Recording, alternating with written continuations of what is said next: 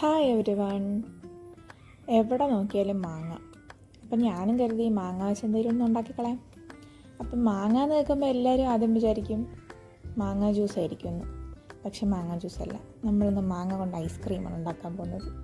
അപ്പോൾ അതിനായിട്ട് ഞാനിവിടെ 2 മാങ്ങ എടുത്തിട്ടുണ്ട് കേട്ടോ. അത് നന്നായിട്ട് തൊലിയൊക്കെ കളഞ്ഞ് ഞാനിവിടെ മിക്സിയുടെ ജാറിലേക്ക് ഇട്ടിട്ടുണ്ട്.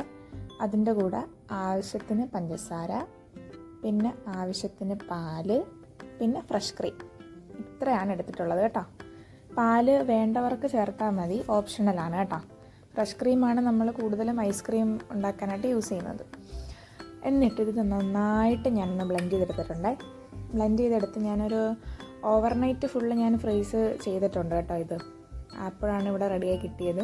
ഞാൻ ഇതിപ്പം ഉച്ചയ്ക്കാണ് ചെയ്തത്, വൈകിട്ടായപ്പോഴത്തേക്ക് റെഡി ആയിട്ടില്ലായിരുന്നു. അതുകൊണ്ട് ഞാൻ ഓവർനൈറ്റ് വെച്ച് അപ്പോഴത്തേക്ക് നല്ല സെറ്റായിട്ട് കിട്ടിയിട്ടുണ്ട് കേട്ടോ. അപ്പോൾ രാവിലെ തന്നെ ഞാൻ ഇതാണ് എടുത്ത് കഴിച്ചത്. എന്നുവെച്ചാൽ ഇതിൻ്റെ ടേസ്റ്റ് എങ്ങനെ ഉണ്ടെന്ന് അറിയാനായിട്ട് ഭയങ്കര ഒരു കൊതിയായിരുന്നു. അങ്ങനെ ഞാനതെടുത്ത് വെച്ച് രാവിലെ ട്രൈ ചെയ്ത് നോക്കി. സംഭവം കൊള്ളാം. നമ്മൾ കടയിൽ നിന്ന് മേടിക്കുന്ന ടേസ്റ്റ് ഇല്ല, എന്നാലും നമുക്ക് വീട്ടിൽ ചിലപ്പോൾ ഐസ്ക്രീമൊക്കെ തിന്നാനായിട്ടുള്ള ക്രേവിങ്സ് വരുമ്പോഴത്തേക്ക് നമുക്കെടുത്ത് കഴിക്കാം. അപ്പോൾ അത്രേ ഉള്ളൂ.